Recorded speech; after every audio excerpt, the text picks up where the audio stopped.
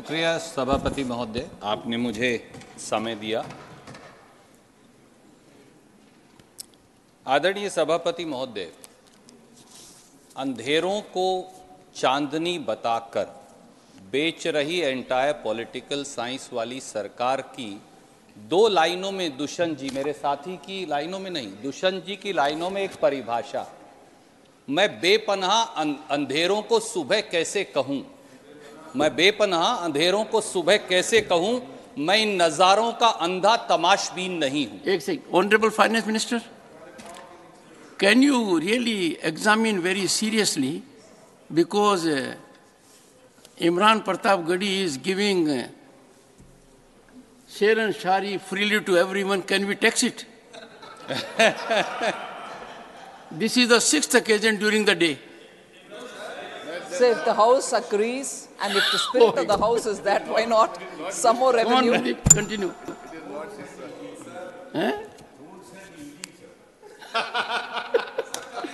Sir, This will not go on record. सारे देश के अगर पोएट्स के पीछे अब ईडी और टैक्स लग जाएगा तो थोड़ा मुश्किल You have diverted. Continue. Coming back sir. हाँ, continue. सर, एप्रोप्रिएशन बिल हो या बजट, अगर आप इन्हें ध्यान से देखें तो ये मेहनत कशों के लिए नहीं, पेट और पीठ एक करके इस देश के अन्नदाता और खेत मजदूर उनके लिए नहीं, और ऐसा लगता है कि यहाँ ईमानदारी की रोटी कमाने और देश संवारने वाले लोगों के लिए भी कुछ नहीं। कई बार जब इसे ध्यान से देखें आदरणीय सभापति महोदय, तो ऐसा लगता है कि सरकार ने महात्मा गांधी के भारत से मुंह मोड़ लिया है। मैं अपने रिमार्क्स कोशिश करूंगा कि खेती, किसान, खेत मजदूर, गरीब, जो आपका भी विषय है, आपका फेवरेट विषय है क्योंकि आप भी उसी वर्ग से आते हैं, वहां तक सीमित रखूं। आदरणीय सभापति महोदय, तथ्य कभी झूठ नहीं बोलते और सत्य को आवरण की आवश्यकता नहीं होती। मैं याद दिलाना चाहूंगा, प्रधानमंत्री जी ने 2016 में बरेली की रैली में इस देश से यह वादा किया कि 2022 तक किसान की आमदनी दोगुनी करेंगे। आमदनी तो दुगनी हुई नहीं, दर्द 100 गुना जरूर हो गया। 15 अप्रैल, आदरणीय सभापति महोदय, 15 अप्रैल 2014 को आदरणीय प्रधानमंत्री जी ने हजारीबाग, झारखंड, भागलपुर, बिहार में जनसभाओं में फिर कहा कि किसान को भविष्य में लागत पर 50% मुनाफा देंगे, और उसकी परिभाषा भी उन्होंने परिभाषित की। उन्होंने कहा किसान की बीज की कीमत, डीजल की कीमत, बिजली की कीमत, मेहनत की कीमत, जमीन का किराया, और उस पर 50% मुनाफा देंगे। पर हुआ क्या?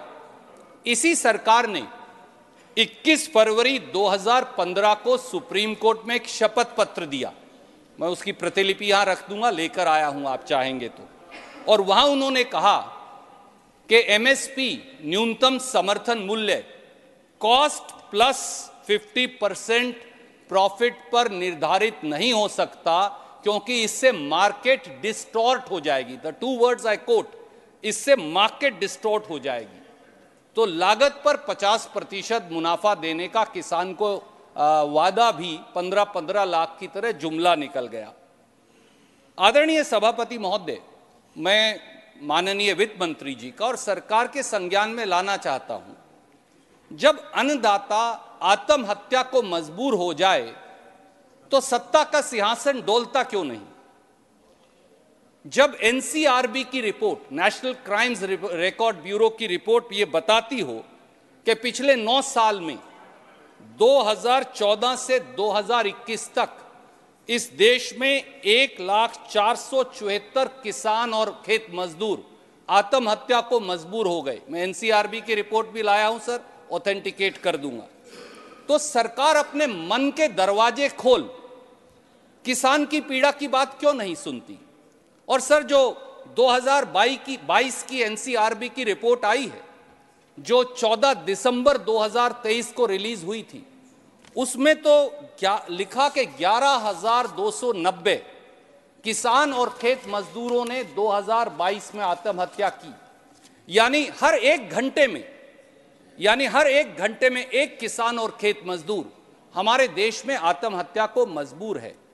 तो ऐसे में सरकार का उस तरफ संज्ञान और ध्यान क्यों नहीं? जब आपकी एनएसएसओ की रिपोर्ट बताती हो, उसकी भी मैं रिपोर्ट लाया हूं सर, मैं कहेंगे तो ऑथेंटिकेट करूंगा कि देश के किसान की प्रतिदिन आय मात्र 27 रुपया है और देश के हर किसान पर 27,000 रुपया का कर्ज है।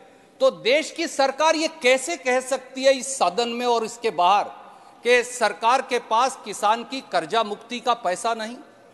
और वो भी तब जब सरकार बैंक डिफॉल्टरों का 19,34,000 करोड़ रुपया बट्टे खाते में डालती हो और 3,11,000 करोड़ रुपया इरादतन गबन करता है, वो डुबो देते हो।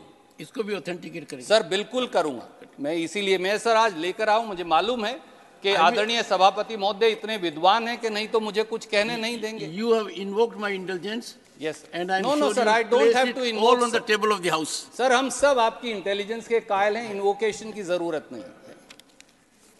आदरणीय सभापति महोदय, सरकार हर बजट में ये जवाब दे देती है। आदरणीय प्रधानमंत्री जी ने भी कहा, आदरणीय वित्त मंत्री जी ने भी कहा, मैं उन दोनों का बहुत सम्मान करता हूं कि हम किसान सम्मान निधि दे रहे हैं, जो काफी है। आज अगर आप उसकी सच्चाई उनके द्वारा दिए तथ्यों पर जानेंगे तो हैरान हो जाएंगे। और 4 तथ्य मैं आपके समक्ष रखूंगा। सर, एग्रीकल्चर सेंसस 2015, उसके बाद तो आया नहीं, जिसकी रिपोर्ट 2018 में आई, उसके मुताबिक देश में 14 करोड़ 64 लाख किसान हैं। पीएम किसान सम्मान में आदरणीय वित्त मंत्री जी ने और सरकार की तरफ से और लोगों ने कहा कि 11 करोड़ किसान शामिल किए गए। तो यानी पहले दिन ही 14 करोड़ 64 लाख में से 11 करोड़ शामिल हुए, तो 3 करोड़ 64 लाख किसान कहां गए? वो उड़ा दिए गए। चलिए कोई बात नहीं। साल 2023-24 में आखिरी बार पीएम किसान सम्मान की 15वीं किश्त 14 नवंबर 2023 को चुनाव से 24 घंटे पहले माननीय प्रधानमंत्री जी द्वारा दी गई। और वो भी सर मैं कागज लाया हूं, वो पीआईबी का प्रेस रिलीज है, और उसमें कहा गया कि 8 करोड़ किसानों को 18,000 करोड़ रुपया मिलेगा। तो आपने कहा 11 करोड़ से अधिक, अब ये हो गए 8 करोड़, तो 3 करोड़ 80 लाख किसान कहां गायब हो गए? एग्रीकल्चर सेंसस से 3 करोड़ 64 लाख किसान गायब हो गए। आपने जो आखिरी किश्त दी उससे 3 करोड़ 60 लाख किसान और गायब हो गए। तो इसका मतलब 7 करोड़ 40 लाख या लगभग 7.5 करोड़ किसान सम्मान निधि की परिधि से ही बाहर हो गए।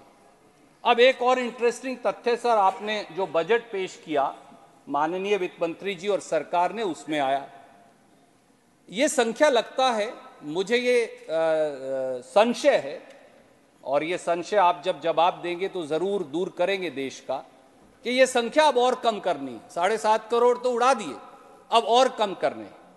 इसीलिए पीएम किसान निधि का पैसा साल 2020-21 में था 75,000 करोड़। अब पता नहीं क्यों 2024-25 में वो घटकर रह गया 60,000 करोड़। फिर मैंने एग्रीकल्चर डिपार्टमेंट का बजट और ध्यान से देखा, उसमें आदरणीय वित्त मंत्री जी और अधिकारियों ने लिखा है सरकार ने कि ये 60,000 करोड़ अब 12.5 करोड़ किसानों को मिलेगा। सब आदरणीय सभापति जी, मेरा और आपका हिसाब थोड़ा कमजोर है, वो आदतन कई बार होता है। मेरा तो नहीं है। नहीं है आप अपने आप तो मेरा समय गिन ही रहे हैं सर। मैं यही सर कहलवाना चाहता था, तो इसलिए सर मेरे समय का ख्याल रखिएगा। It was directed there only. Sir 12.5 crore किसान को अगर 60,000 करोड़ रुपया देंगे तो 6,000 रुपया कैसे हुआ? ये तो 4800 रुपये बने। तो वित्त मंत्री जी ने या तो बजट में गलत लिख दिया गलती से, या फिर कहीं ना कहीं तथ्य गलत लिखे गए, या मंशा ये है कि अब 6,000 रुपया से किसान सम्मान निधि को कम करके 4800 करना है और किसानों की संख्या भी कम करनी। और एक ऑप्शन और भी है जी, शायद आपका कैलकुलेशन सही नहीं हो। सर ऐसा है, आप ही ने कहा था अनपढ़ जाट पढ़े लिखे जैसा, पढ़ा लिखा जाट खुदा जैसा। आई एम ओनली कोटिंग, तो मेरी कैलकुलेशन बिल्कुल सही है। आदरणीय सभापति महोदय, एक और बड़ी चौंकाने वाली बात है, और एक किसान के तौर पर, एक किसान के बेटे के तौर पर आपको और मुझे और इस देश के 72 करोड़ के करीब किसानों को जो लगेगी कि खेती का बजट ही काट दिया और जो दिया वो खेती पर खर्च नहीं किया। सभापति महोदय, साल 2020-21 में कृषि विभाग का कुल बजट कुल केंद्रीय बजट का 4.41% था। Facts can be checked. 2023-24 में कृषि का बजट कुल देश के बजट का 2.57% रह गया, लगभग आधा हो गया। और जो चौंकाने वाली बात है, पिछले 5 साल में मोदी सरकार ने कृषि विभाग के बजट के लगभग 1 लाख करोड़ खर्च ही नहीं किए, वापस दे दिए। ये कैसी सरकार है? किसान आत्महत्या को मजबूर है, खेत मजदूर आत्महत्या को मजबूर है, हर 1 घंटे में एक किसान सरकारी आंकड़ों के मुताबिक आत्महत्या को मजबूर है, और हम 1 लाख करोड़ वापस लौटा देते हैं। और मैं साल दर साल का आंकड़ा भी लाया हूं जो आपके समक्ष रखना चाहूंगा आपकी अनुमति से। 2018-19 में 21,044 करोड़ खर्च नहीं किया, 19-20 में 34,518 करोड़ खर्च नहीं किया, 20-21 में 23,825 करोड़ खर्च नहीं किया, 21-22 में 429 करोड़ खर्च नहीं किया, और 22-23 में 19,762 करोड़ खर्च नहीं किया। इस देश का किसान कहां जाए, क्या करे, कैसे करे, ये एक प्रश्न है जो इस सदन के सामने अवश्य उठना चाहिए। आदरणीय सभापति महोदय, एक सवाल और उठता है, किसान को न्यूनतम समर्थन मूल्य जिसे हम एमएसपी कहते हैं उसकी गारंटी का कानून क्यों नहीं? कोई सरकार इतनी निर्दयी कैसे हो सकती है कि खेती विरोधी 3 काले कानूनों के खिलाफ लाखों किसान दिल्ली की ड्योढ़ी पर दस्तखत देते रहें, 700 किसान कुर्बान हो जाएं, खेत मजदूर कुर्बान हो जाएं, तड़प तड़प कर मर जाएं, और जब उनका आंदोलन खत्म हो तो वह आंदोलन इस वादे के साथ खत्म हो कि किसानों के लिए एमएसपी की गारंटी का कानून लाएंगे, और उसके बाद उसे कहीं ना कहीं शायद रद्दी की टोकरी में छोड़ दिया जाए या वो भूल जाए। क्या हुक्मरानों के जबान की अब कोई कीमत नहीं रही? क्या दिल्ली की सरकार की जबान की कीमत नहीं? क्या उसे मानना नहीं चाहिए? क्या किसान के आंसू पोंछने की कोई मंशा नहीं रही? ये एक सवाल है जो मेरे जहन में उठता है, जो मैं बड़े विवेक से और संयम से आपके माध्यम से इस सदन के सामने रखना चाहता हूं। सर, भाजपा सरकार में अब MSP maximum suffering for producer बन गया है instead of minimum support price, क्योंकि एमएसपी के मायने ही नहीं बचे। क्या यह सच नहीं है कि सरकार एमएसपी पर किसान की फसल खरीदती ही नहीं? और मैं आपको ये बात केवल मुंह जबानी नहीं कह रहा, मैं सरकार के प्रोडक्शन और प्रोक्योरमेंट का आंकड़ा लेकर आया हूं सर, जो एग्रीकल्चर मिनिस्ट्री ने दिया है। 2022-23 में अगर आप फसल उपज और फसल खरीद का आंकड़ा देखें तो सभापति महोदय, आप और ये सदन चौंक जाएगा। और मैं 4 फसलों का आंकड़ा पढ़कर बताना चाहूंगा। सर, 2022-23 में एग्रीकल्चर मिनिस्ट्री के मुताबिक गेहूं पैदा हुई 1,068 लाख टन, एमएसपी पर फसल खरीद हुई 187,92,000 टन, यानी 17.59%। तो बाकी कहां गई? बाकी सब गई बाजार भाव में बिकने के लिए। सर, तिलहन की जो फसलें एग्रीकल्चर मिनिस्ट्री के डेटा के मुताबिक सोयाबीन, सूरजमुखी, सरसों, मूंगफली, तिल, ये इस देश में पैदा हुई 376,96,000 टन, पर सरकार द्वारा एमएसपी पर खरीदी गई, आप चौंक जाएंगे, केवल 48,000 टन, यानी 0.13%, 1% भी फसल किसान की एमएसपी पर सरकार द्वारा नहीं खरीदी गई। सर, दालों का आंकड़ा देखिए, 2022-23 में 276,90,000 टन दाल पैदा हुई किसान के द्वारा, पर खरीदी गई कितनी? 1,20,000 टन एमएसपी पर सरकार द्वारा, यानी 0.43%। कहां जाए? क्या बाजारी ताकतों के सामने झोंक देंगे देश के किसान को? ज्वार, बाजरा, रागी और मक्का, ये 4 जो बड़ी फसलें, ये पैदा हुई 2022-23 में 491,70,000 टन, पर आपके द्वारा खरीदी गई एमएसपी पर सरकार द्वारा 1,28,000 टन, यानी 0.26%। सर, कहां जाएगा किसान? कैसे जिएगा किसान अगर आप उसे बाजारी ताकतों के भरोसे छोड़ देंगे? और दूसरी तरफ आपने कहा कि अगर बाजारी ताकतों के भरोसे भी छोड़ देंगे, रेट गिर जाएगा, तो हम मार्केट इंटरवेंशन प्राइस मैकेनिज्म लेकर आएंगे। उसको सर ये बोलते हैं market intervention scheme, price support scheme. बड़े प्रचार से ये चलाई कि हाँ, सरकार सारी फसल नहीं खरीद सकती, मैं मानता हूं, पर सरकार क्या 0.43, 0.17% फसल खरीदेगी मेरी? तो इसलिए इन्होंने कहा हम मार्केट इंटरवेंशन स्कीम लाए। अब उसके बारे में अगर आप देखें तो 2023-24 में 72 करोड़ किसानों के लिए रिवाइज्ड एस्टीमेट इस स्कीम में था। आपका संज्ञान में लाना चाहूंगा, केवल 40 करोड़। फिर मैंने इस साल का बजट देखा तो आप शॉक्ड रह जाएंगे। 2024-25 में अगर किसान की फसल की कीमत गिर जाए तो उसके लिए मार्केट इंटरवेंशन स्कीम में आपने पैसा रखा है 1 लाख रुपया। 72 करोड़ किसानों की फसल के लिए 1 लाख रुपया। आदरणीय सभापति जी, मैं बड़े आदर से आदरणीय वित्त मंत्री जी को भी कहूंगा और आपके माध्यम से ये कहूंगा कि इसे बदलने की आवश्यकता है, नहीं तो इस देश का किसान औने पौने दामों पर फसल बेचता रहेगा और आत्महत्या करता रहेगा। सर, आदरणीय सभापति जी, पीएम फसल बीमा योजना जिसकी चर्चा यहां की जाती है, वो भी अब प्राइवेट इंश्योरेंस कंपनी मुनाफा योजना बन गई। मैं ये क्यों कह रहा हूं? मैं बहुत जिम्मेवारी से ये कह रहा हूं। इस सदन में 23 जुलाई 2022 को सरकार ने जवाब दिया और सरकार के जवाब से यह साबित होता है कि खरीफ 2016 से खरीफ 2022 के बीच बीमा कंपनियों ने जो फसल बीमा योजना चलाती हैं, 40,000 करोड़ मुनाफा कमाया। ये मैं नहीं कह रहा, ये सरकार ने सदन के पटल पर जवाब दिया। सर, प्रीमियम दिया उन्हें 1,59,132 करोड़ और क्लेम किसान को मिला 1,19,314 करोड़। तो ये फसल बीमा योजना जो है, क्या ये प्राइवेट बीमा कंपनियों के लिए मुनाफा कमाई की योजना है? और शायद इसीलिए प्रधानमंत्री जी के गृह प्रांत गुजरात सहित अधिकतर राज्यों ने पीएम फसल बीमा योजना से कन्नी काट ली।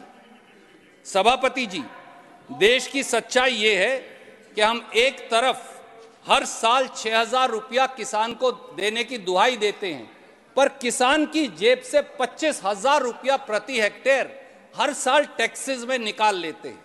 और इसका सबूत है सभापति जी, आप ये जानते हैं और आपने ट्रैक्टर खुद चलाया है अपने हाथ से, इसलिए मैं आपके संज्ञान में ला रहा हूं।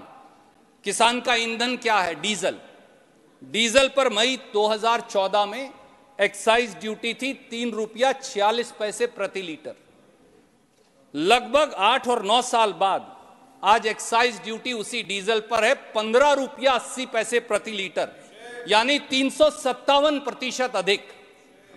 अगर ये हटा लें, अगर इसे 2014 के रेट पर भी ले आए तो 20 रुपया 15-20 रुपया लीटर तो आज ही डीजल कम हो जाएगा। आदरणीय सभापति जी, मैं इस सदन के संज्ञान में लाना चाहूंगा कि अकेले पेट्रोल डीजल पर एक्साइज ड्यूटी बढ़ाकर इस सरकार ने 9 साल में 30 लाख करोड़ इस देश के लोगों से कमाए। 30 लाख करोड़ रुपया। जेब हमारी कटी, मजा आपको आया। जेब इस देश के लोगों की कटी, मजा आपको आया। और खेती पर तो आदरणीय सभापति, जेब कटी will not go on record. ठीक, आई विड्रॉ सर। आदरणीय सभापति जी, आदरणीय सभापति जी, अब तो खेती पर गब्बर सिंह टैक्स लगा दिया, जीएसटी लगा दिया। पहली बार इस देश में खाद पर 5% जीएसटी, किसान के ट्रैक्टर पर 12% जीएसटी, किसान के खेती के उपकरणों पर 12% जीएसटी, किसान के कीटनाशक दवाई पर 18% जीएसटी। आदरणीय सभापति जी, ऐसा क्यों? पहली बार 75 वर्षों में किसान इस टैक्स के दायरे में क्यों? आदरणीय वित्त मंत्री जी इस पर क्यों दोबारा विचार करने को नहीं मानती? मेरा उनसे विनम्र हाथ जोड़कर यह अनुरोध है। आदरणीय सभापति जी, यही नहीं, किसान की खाद जो फर्टिलाइजर है उसकी कीमतों ने तो किसान की कमर तोड़ दी। डीएपी का बैग 2014 में 1200 रुपए से आज 1350 रुपया थैला हो गया सर, आप जानते हैं। यूरिया कीमत वही, पहले 50 किलो से 5 किलो खाद कम करके 45 किलो का हमारा खाद का कट्टा कर दिया। अब बोलते हैं सल्फर कोटेड करेंगे, अब 5 और कर निकाल लिया। कैसी सरकार है जो किसान के खाद के यूरिया के कट्टे से 10 किलो खाद निकाल ले? वो किसान अपनी आजीविका कैसे करेगा? पोटाश सर, साल 2014 में पोटाश के कट्टे का भाव था 450, आज है 850, 400 रुपए का इजाफा हो गया। सुपर खाद थी सर 2014 में 260 रुपया प्रति बैग, आज वो 340 रुपया प्रति बैग है। इस बजट में तो फर्टिलाइजर सब्सिडी का आपने 25,447 करोड़ रुपया काट लिया, यूरिया पर सब्सिडी काट ली 10,147 करोड़। काश सत्ता पक्ष के मेंबर ये देख पाते, बजट को ध्यान से देखते तो पाते किसान की यूरिया का 10,147 करोड़ कम हो गया। और एनपीके, उसके बगैर तो किसान का गुजारा चल ही नहीं सकता, उसमें उसकी सब्सिडी पर 15,300 करोड़ काट लिया। हमारी सब्सिडी काटी जा रही है, 25,000 रुपया प्रति हेक्टेयर किसान की जेब से निकाला जा रहा है। किसान को सम्मान निधि पाने वाले 7 करोड़ 47 लाख किसान कम हो गए और आप कहते हैं कि आपने बहुत वाहवाही लूट ली। आदरणीय सभापति जी, बजट में गरीब के साथ और किसान के साथ ये भेदभाव और भावनाओं से खिलवाड़ यहीं खत्म नहीं होता। सर, प्रधानमंत्री गरीब कल्याण योजना की बहुत चर्चा हुई कि देश के, आदरणीय प्रधानमंत्री जी ने भी कल कहा कि हम देश के 80 करोड़ लोगों को हर महीने 5 किलो चावल या गेहूं मुफ्त देते हैं, पर वो शायद बताना भूल गए कि इस देश में भारतीय राष्ट्रीय कांग्रेस की सरकार राष्ट्रीय खाद्य सुरक्षा कानून लेकर आई थी, जिसका नाम बदलकर अब आपने पीएम गरीब कल्याण योजना रख दिया, यानी नाम बड़े और दर्शन छोटे। Sir, national food security act में हर व्यक्ति को 5 किलो अनाज हर महीने देने का प्रावधान है। 3 रुपए प्रति किलो पर चावल और 2 रुपए प्रति किलो पर गेहूं। आज के दिन 75% चावल 25% गेहूं दिया जा रहा है, तो 60 करोड़ लोगों को अगर 5 किलो चावल 3 रुपया प्रति किलो पर दें तो बनते हैं 800 करोड़, और 20 करोड़ लोगों को 5 किलो गेहूं 2 रुपए पे दें तो बनते हैं 200 करोड़। तो कुल छूट कितनी दी? 1100 करोड़, और बवंडर ऐसे उठा दिया जैसे देश बदल दिया हो। ये नेशनल फूड सिक्योरिटी एक्ट ही गरीब कल्याण योजना है। 1100 करोड़ की छूट देते हैं, 30 लाख करोड़ पेट्रोल डीजल के टैक्स से निकाल लेते हैं और खूब बेंच थपथपाकर वाहवाही कमाते हैं। किस प्रकार का देश है? हम कहां पहुंच गए? सर, इसे कहते हैं गरीब के अधिकार छीनकर मार्केटिंग करना। This is what they are doing by PM Garib Kalyan योजना। और सर, खाद्य सुरक्षा की सब्सिडी अगर इस साल के बजट में देखें तो आदरणीय वित्त मंत्री जी और सरकार ने खाद्य सुरक्षा की सब्सिडी का भी 7,082 करोड़ काट लिया। क्यों? गरीब के साथ ये अन्याय क्यों? सवाल सीधा है। सर, सरकार एससी-बीसी कल्याण की बात तो बहुत करती, पर असली बात उसके उल्ट है। साल 2023-24 में एससी समाज की पोस्ट मैट्रिक स्कॉलरशिप का बजट आपने दिया 6,359 करोड़, पर वो पैसा ही नहीं दिया 5,400 करोड़, 959 करोड़ काट दिए उनके गरीबों के। ये एससी समाज के वेलफेयर की बात है। पीएम अजय, प्रधानमंत्री अनुसूचित जाति अभ्युदय योजना, 2050 करोड़ के बजट की 23-24 में आपने घोषणा की, दिया कितना? 450 करोड़, 1,600 करोड़ ही उन गरीबों का काट दिया। Free coaching for SC BC विद्यार्थियों के लिए 2023-24 में कहा 47 करोड़ देंगे, दिया कितना रिवाइज्ड बजट में? 14 करोड़ 82 लाख, 32 करोड़ उनका काट दिया। ओबीसी और ईबीसी के लिए श्रेयास योजना लेकर आए, 2023-24 में आदरणीय वित्त मंत्री जी ने बजट में घोषणा की 150 करोड़, दिया कितना? 80 करोड़, 70 करोड़ उनका भी काट डाला। डीएनटी ट्राइब्स के उत्थान की स्कीम में 2023-24 के बजट में आपने घोषणा की 40 करोड़, दिया कितना? 15 करोड़, 25 करोड़ उसका भी काट दिया। मैला ढोने वाले सफाई कर्मचारियों के लिए 23-24 और 24-25 में एक फूटी कौड़ी आपने नहीं दी। उल्टा आपने कहा national action for mechanised sanitation system Namaste लेकर आएंगे। 23-24 में बजट में घोषणा कर दी 98 करोड़, दिया कितना? रिवाइज्ड एस्टीमेट से पता चला 30 करोड़, 68 करोड़ उनके भी काट दिए। और अब तो सर बाबा साहब डॉक्टर अंबेडकर फाउंडेशन का बजट भी पिछले साल के मुकाबले इस साल 10 करोड़ काट दिया। क्या ये आपका एससी और बीसी के साथ न्याय है? इस बात का फैसला भी करना पड़ेगा। और सर मैं 4 लाइन कह के मेरी बात समाप्त करूंगा क्योंकि मेरा समय पूरा हो गया। और ये मेरे साथी ने, इसने नहीं, कभी कभी हमारे जैसे किसान भी 4 लाइन लिख लेते हैं। घोर अंधियारे की स्याही में अब सूरज का आगाज नजर नहीं आता, तेरा अहंकारी आकार तो नजर आता है, तेरा इंसानी किरदार नजर नहीं आता। भूखे पेट खाली जेब महंगी जिंदगी अब तेरी पहचान है। भूखे पेट खाली जेब महंगी जिंदगी अब तेरी पहचान है। बेरोजगार जवानी के टूटते अरमानों का सबब तेरे नाम है। खाली सिलेंडर वाली गरीब मां की आह न लग जाए तुमको, खाली सिलेंडर वाली गरीब मां की आह न लग जाए तुमको, हाथों में छाले लिए मजदूर की बद्दुआ न लग जाए तुमको। क्या सैकड़ों किलोमीटर पैदल गांव लौटते आदमी के मन की चित्कार सुनी है तुमने? क्या अपने बच्चों की हजारों लाशों से अटी गंगा मैया की पुकार सुनी है तुमने? Sir 30 second, I am concluding. क्या कभी सुनी है सर? 30 second only. क्या कभी सुनी है घर में आटे के खाली डिब्बे की खनखनाहट? क्या सुनी है महंगी रोटी और सस्ती जिंदगी की चिल्लाहट?